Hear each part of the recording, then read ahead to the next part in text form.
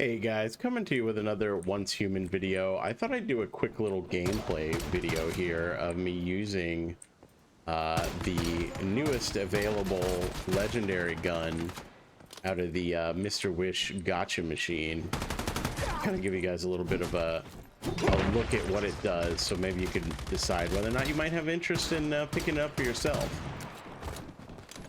I'm just gonna run around and do a little like shooting with it, but just to show the gun itself. It's called Jaws, and it says triggered every 4 shots, unstable bomber, shot counter +1, shot counter +1. When defeat target, unstable bomber can crit rate +15%, crit damage +15%. Now obviously that's kind of terribly translated and worded, but unstable bomber, if we go in to this and then go into view all keywords, we could finally get the actual translation where it says it will trigger one time 0.1% psi intensity explosion with status damage. Blast radius is 0.3 meters with damage decreasing based on distance up to a maximum of 100%.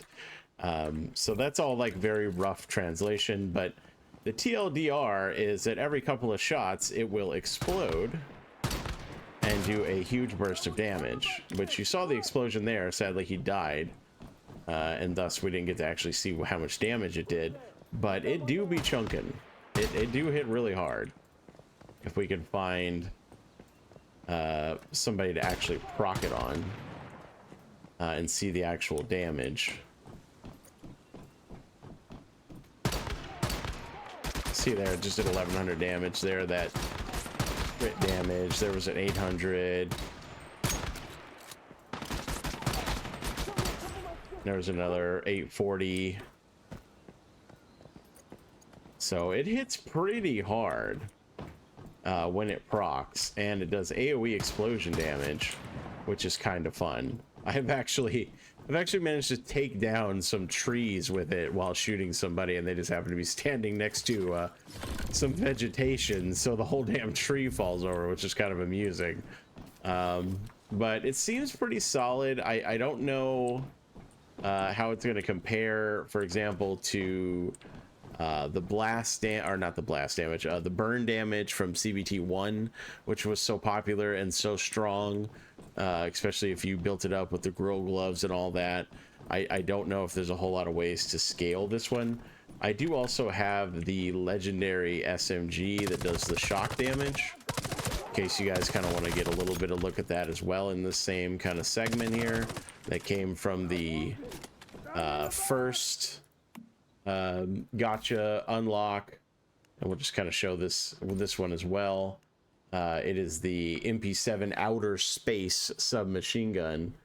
It has a 25% chance of triggering power surge, and then it says after defeat, power surge triggers a factor of +2% based on weapon trigger chance for 3 seconds. After you reload, power surge will trigger with a 30% base chance.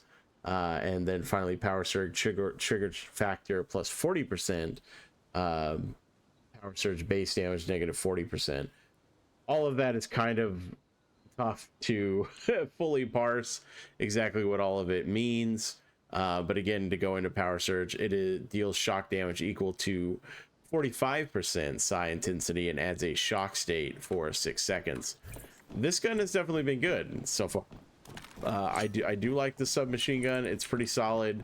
It's hard to tell, you know, how it compares again to like the burn damage meta from CBT1 and how strong that could get to be, because the burn stacks could build up and continuously proc and proc and proc and proc, and it was like this nice continuous passive damage, whereas the shock damage seems to only apply once, but it also can apply like potentially more often and maybe do more damage. I'm not really sure how it's going to scale and everything quite yet. And then of course there's like mods and things like that you would need to apply to like really kind of bring the build fully online.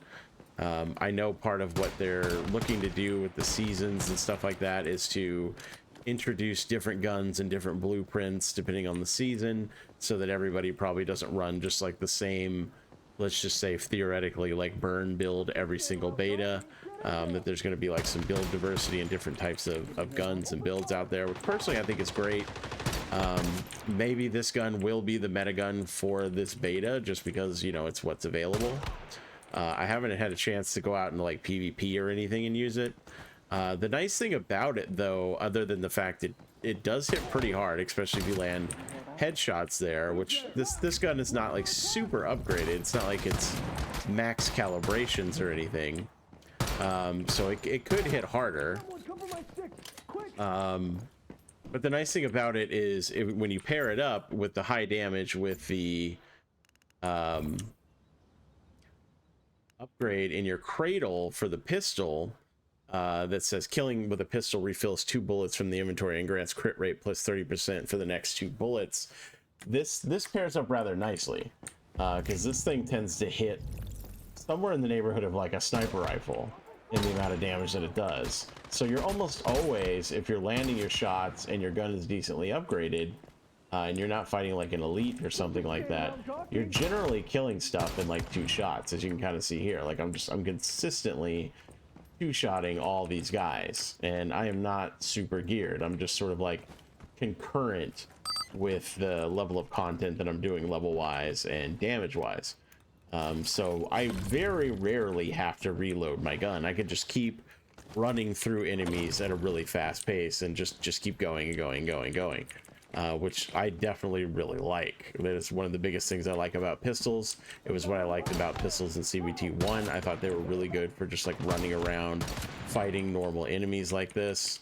And it's really good in this case with this one because it hits so much harder than even a regular pistol does. Here's an elite guy over here. We can see how much we really do to this guy, as a good example of if the gun is really good or not. Let me pull out my Charizard companion.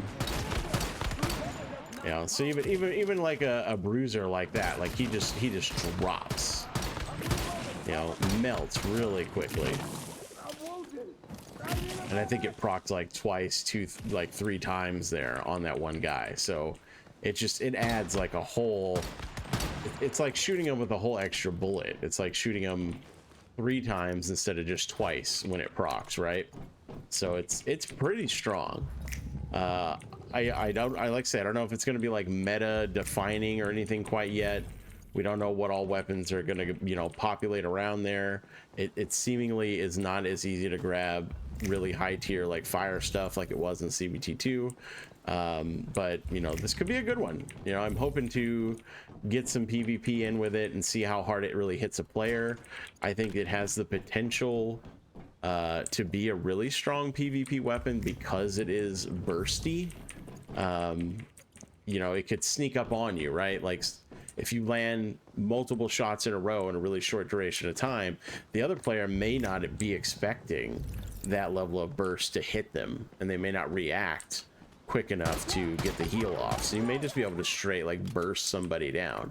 And unlike a sniper rifle that you have to shoot relatively far away, if you're up close on somebody and you can land those shots really quickly and just sort of like dial it in, you could probably burst down a guy before he even has a chance to react.